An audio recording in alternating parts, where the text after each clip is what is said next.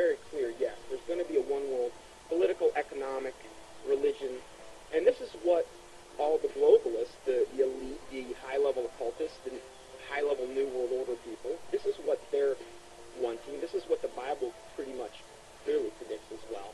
And this is obviously what we're moving to. The Freemason and One World Government advocate, Zbigniew Brzezinski, said the following in his work, Between Two Ages, quote, "The technotronic era involves the gradual appearance of a more controlled society.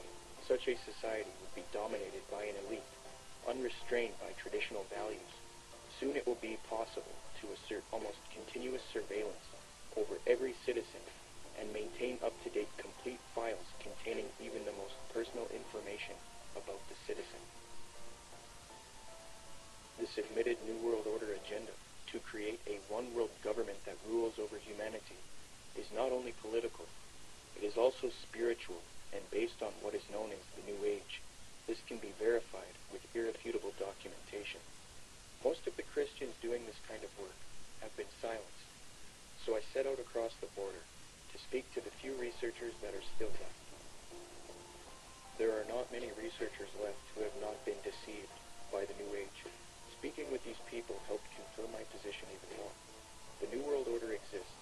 The elite are occultists who adhere to New Age doctrines, and they are responsible for this new trend of discrediting Christianity, Jesus Christ, and the Christian New World Order researchers. There is a voluminous amount of data that I have obtained in my research on this subject. But after watching this production, do not believe me.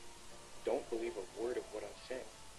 Do your own independent research and verify this for yourself.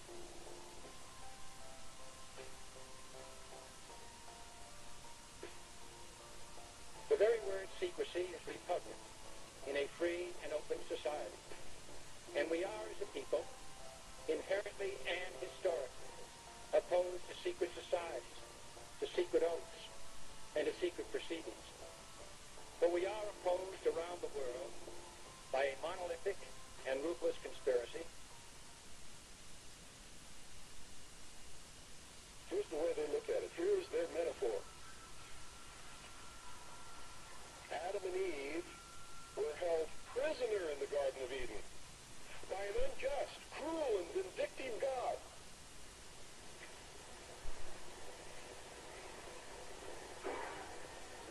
Until Lucifer, through his agent Satan, set man free from this garden by giving him the gift of intellect. Through the use of intellect, man will conquer the earth, will conquer nature, and will himself become God. It's taught in every Masonic temple in this land. Every secret brotherhood, every secret society, every mystical temple, every occult organization teaches the Luciferian philosophy.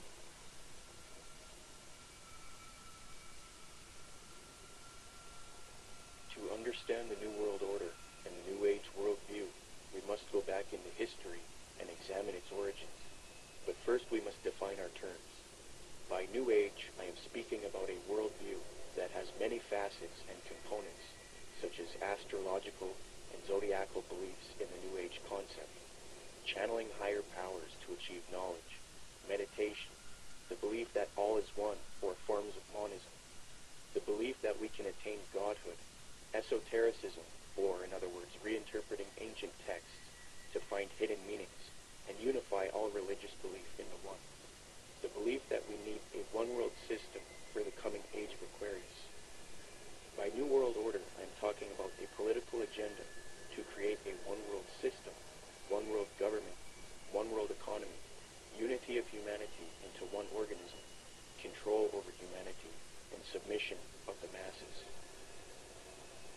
But today, the largest countries of the world have agreed a global plan for recovery and reform. I think a new world order is emerging, and with it the foundations of a new and progressive era of international cooperation. To understand what is going on today with respect to the New World Order and the New Age movement, we must have recourse to the 19th century organization called the Theosophical Society. This organization in particular, among others, is largely responsible for the modern New Age movement and the political doctrine known as the New World Order. The founder of this organization was a woman named Helena Petrovna Blavatsky.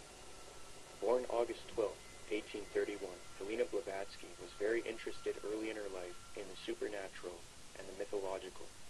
From 1848 to 1858, Blavatsky would travel the world to ascertain an understanding of the religious traditions of the world.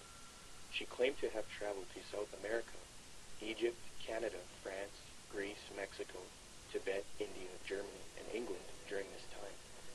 It is said that during this travel, she learned many mysteries, secrets, and occult knowledge from every walk of life.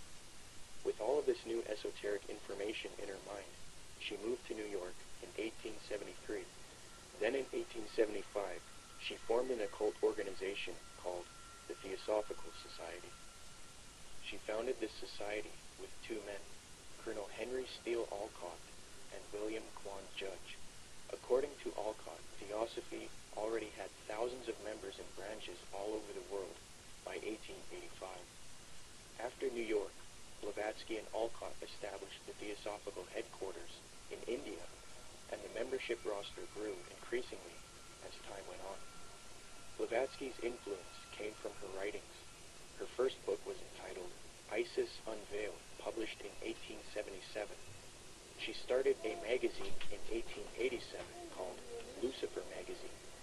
Her principal work, The Secret Doctrine, was then published in 1888. She then wrote The Key to Theosophy and The Voice of Silence. These works are now famous, and contained in these writings are the doctrines that helped mold the New Age movement to what it is today. It is said that part of Blavatsky's book, The Secret Doctrine, was channeled to her through an ascended master or highly evolved being called Kuthumi, who spoke to her. Belief in these ascended masters who communicate to humanity is very crucial when studying the New Age. We will look at that doctrine later. The age concept that says humanity is leaving the age of Pisces and entering the golden era or age of Aquarius was popularized by Blavatsky. She taught Theosophists, at any rate, some of them who understand the hidden meaning of the universally expected avatars, messiahs, socioshis, and Christs, know that it is no end of the world but the consummation of the age, i.e. the close of a cycle, which is now fast approaching. Again, the messianic cycle of the man connected with Pisces. It is a cycle, historical, and not very long.